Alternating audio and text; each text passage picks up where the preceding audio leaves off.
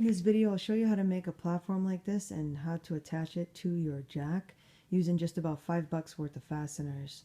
This is a piece of plywood that's held in place on the jack by this barbed T-nut and a fastener coming up through the bottom. I'll show you exactly how to do all this. This is a setup that we used for a plastic fuel tank on a Toyota minivan. Most of the fuel tanks these days on cars and minivans, even on trucks, are plastic, so this might work for your application. This is not something for like a transmission or a transfer case or something really big and heavy like that. This is just for lightweight stuff that you need to have a platform as you're lowering it down. If you have the same jack as I do, this 3-ton Pittsburgh, this is the rapid pump. It will work on the low profile as well, I think, because it has the same deal up here, I think. You can just follow all these steps and make the same thing for your jack. If your jack is a little bit different, the main thing you're looking for is a place like this fastener where you're going to be able to have a through hole. So this is a H10 here, so I'm just going to remove that. What you're looking for in your jack is through access like that, right? So you need to be able to get the fastener up there and then the tool on the back of the fastener. So if you determine that this will work for you, next thing you'll need is some type of board. This is just an example. It's a piece of old cabinet that was hanging around. This is plywood. I think this is 22/32 plywood. It's very nice, very stiff. If you're doing something like a fuel tank, you'd want something pretty stiff like plywood. Once you got your board, you'll need to go to the hardware store and get a big washer. Get this, preferably if you could find something like that or make something like that. It's not essential, but fastener and a T-nut are essential. Those are the parts that you'll need. Real quickly about these, I'm not going to take this out of the bag because I'm going to return it. I decided to use the larger size, but see, you'll see this in a second. That's a T-nut there. So how it's going to go is we'll drill a hole, we'll drive this into the hole, and then come up from the bottom with the fastener. So you can use this size. That's 5/16. I decided to go the size up, which was this 3/8. That's what I decided to use, and this was like $1.24 at Lowe's. If this will focus here, there we go. There's the part number. You can see it's Hillman 880534. And then whichever size of this you get, obviously you want to get a fastener. I went with the 1 inch. 3/4 is too short. 1 1/4 might be a little too long, so I went with the 1 inch. And I decided to use a cap screw. You'll see why a little later in the video. They only had stainless, so it was kind of expensive. It was like $3. This is the size 3/8, 16, 1 inch, and that's Hillman. This was again at Lowe's. The part number is 883339. This washer, not sure the size of it. I just already had it hanging around. You want a washer that you can get your fastener into, but that's not going to pass through that hole because that washer is going to be on the bottom. Last thing is, if you possibly can find something like this in the bushing drawer or the nylon washers drawer, somewhere in one of those drawers at Home Depot or Lowe's. This is nice because what you do with this is, obviously when this bolt is through that big hole, it's going to want to walk around. But if you've got a constraint on there like this or whatever you happen to stick in there, it just keeps it a little bit centered. It's not essential, but if you happen to be able to find something like this, then try to grab that. This is the platform. This is an old piece of cabinet that we took out when we redid the shelving on a cabinet. And you can see I just drilled a hole in there to accommodate this here. And I would like this to be totally flush, so instead of just pressing it in like this, hammering it in, I'm actually gonna, probably would have been a better idea to do it before I drilled the hole, but I just thought of it. I'm gonna go ahead and scoop out some of this wood so that all these features will be below the surface, so it'll be totally flush.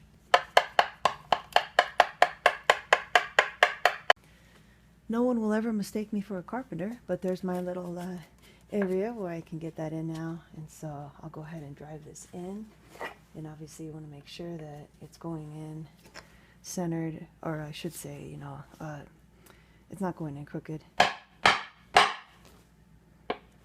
I can go in a little bit more, but it is even right there. So I'll go ahead and drive that in all the way. So that's in there now. Just go over it. You can see it's flush. I'll go over it a few times with the sanding block just to clean it up. So there it is. Nothing pretty, but it's flush and there's no rough edges. If you decided to go with the 3/8 like I did, you can get a a hex, a 3/8 hex. But the problem with this is that getting a socket on there is going to be tough because you're coming up this way and there's interference here. So I decided to go, it was more expensive because they only had this in stainless, but I decided to go with this cap screw because that's an H7 and I can get in it real easy like this, and then I don't have to worry so much about clearance.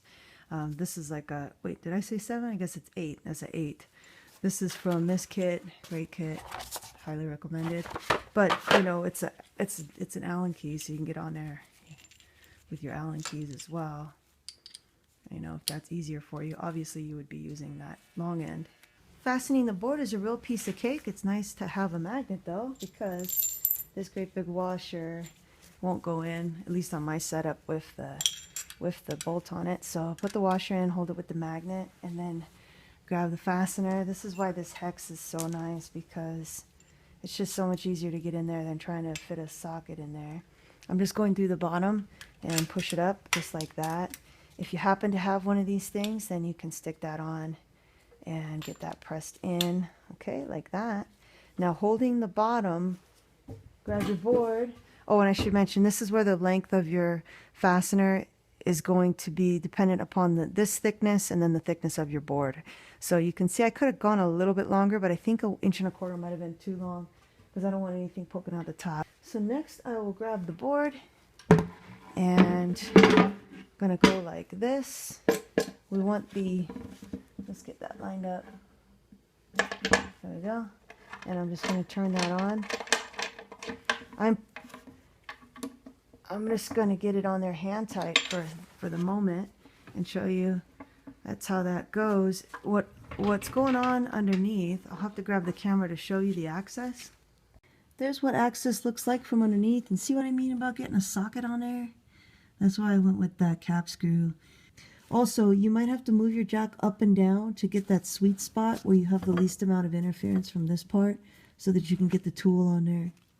So there it is, and I don't have this tightened down all the way, but you can see it's pretty sturdy. You can move the whole jack with this, and this is probably a 65 or 70 pound jack.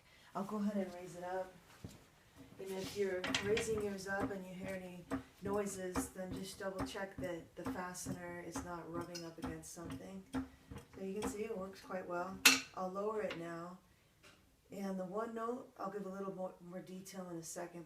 The one thing to note and to consider while you're building your platform is that you're not going to be able to get your lowest height depending on your width this way. I'll show you what I mean. The reason that your jack might not be able to go all the way down will be dependent upon whether it's bottoming out at the arms or at the center. As you can see here, I still have clearance right here, but it's bottoming out here, and that's because of this distance from that fastener to the edge. So if I wanted this to go a little bit lower, if I wanted to have a lower height, so you know, more clearance up here, so to speak, I could cut off 1 inch of board, 1.5 inches of board here, and that would allow this to go lower because it wouldn't be bottoming out here. But you just have to pick what you need for your application. It's just you know, trade-offs. If you get into a situation you find that it's not quite going low enough for you, then shave a little off here. And ideally, you would want to keep it symmetrical. And so what you shave off here, shave off there. But you know, do what you need to do for your particular job. This particular setup, it would have been nice if it got gone a little bit lower, but I didn't want to cut the board if I didn't have to. This worked for what I used it for, which was supporting a empty fuel tank for a fuel pump job, dropping a fuel tank on a Toyota minivan. And if you're interested in the size, this is 15 3/4 by 24.5, and the minimum height is 6 1/4. So I hope this is a solution for you if you're looking to make a platform for your Pittsburgh 3-ton or maybe another jack. If this happens to work on your jack, please leave a comment if it's not a Pittsburgh so other people can see how to do this on other jacks. Thanks so much for watching, and good luck with your repair.